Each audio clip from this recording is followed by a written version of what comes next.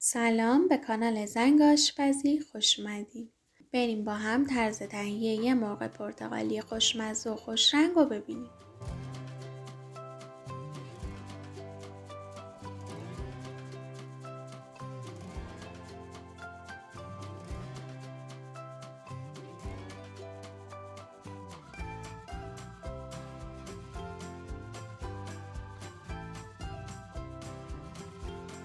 مواد لازم: مرغ که من از 4 تا ران مرغ استفاده میکنم، زعفران دم کرده، آب پرتقال 2 لیوان، کره 30 گرم، 1 عدد پیاز بزرگ، زردچوبه 1 قاشق چایخوری، فلفل سیاه نصف قاشق چایخوری و نمک.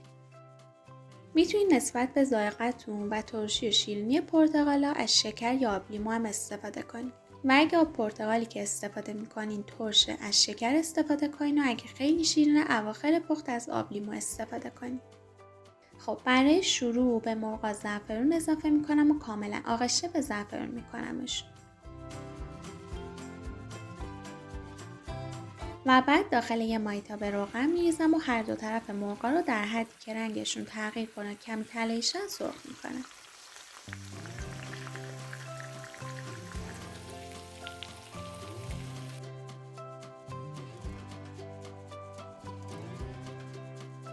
خب من هر دو طرف مرغا رو سرخشون کردم. فعلا برمیدارم و میذارمشون کنار. یه پیاز درشت داریم که نگینی خوردش میکنیم. اگه دوست دارین که پیاز داخل سس مرغ ریزتر باشه میتونین کمی ریزتر خوردش کنین. خب حالا داخل مایتابه کمی روغن میریزم. کره رو اضافه میکنم و اجازه میدم که کره آب شه. حالا بهش پیاز نگینی خورد شده رو اضافه میکنم و کمی تفت میدم تا نرم و سبک شه. پیاز رو بیش از حد تفت نمیدم که سرخ شه، فقط در حدی که یه مقدار نرم و سبک شه کافیه. خب حالا بهش زردچوبه رو اضافه میکنم و حدوداً 1 دقیقه تفت میدم تا بوی خامی زردچوبه گرفته شه. فلفل سیاه هم اضافه میکنم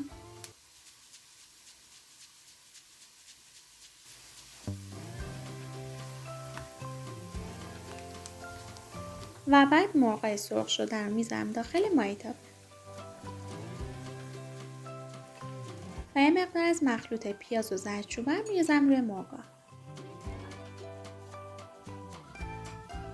خب حالا نمک رو اضافه میکنم و 2 لیوان آب پرتقال رو از صافی رد میکنم و اضافه میکنم به مرغ. حواستون باشه که از پرتقال تامسون استفاده نکنین چون احتمال داره که غذا رو تلخ کنه. سعی کنین از پرتقالای ساده و آبدار استفاده کنین. این نکته رو حتما رعایت کنین تا غذاتون بعد پخت تلخ نشه. بهش 1 لیوانم آب جوش اضافه میکنم و میذارم که جوش بیاد و بعد شعله رو کمتر میکنم و اجازه میدم که با در بسته فعلا حدود نیم ساعت بپزه.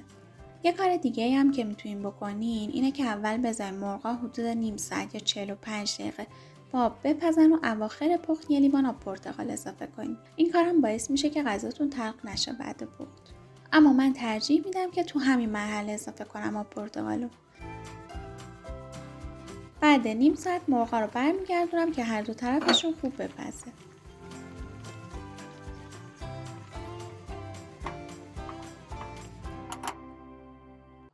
بعد حدوداً 1 ربع مزه‌ش رو تست کنین. ببینید اگه ترش بود بهش کمی شکر اضافه کنین و اگه شیرین بود کمی آب لیمو اضافه کنین.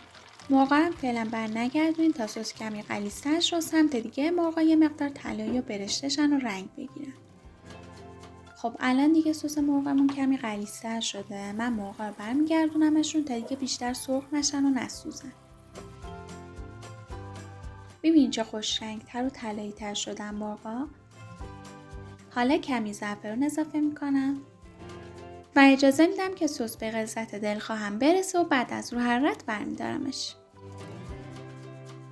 شما هم اگه این غذا رو دوست دارین خوشحال میشم که تو کامنت ها بهم بگین که شما به چه روشی درست میکنین و تجربت رو با من و بقیه دوستان به اشتراک بذارین. دوستای عزیزم ممنونم از همراهیتون. امیدوارم شما هم این غذای خوشمزه رو درست کنین و از خوردنش لذت ببرین. لطفاً اگه این ویدیو رو دوست داشتین لایکش کنین، کانالمو سابسکرایب کنین و زنگوله رو بزنین تا اگه ویدیوی جدید گذاشتم با خبر بشین.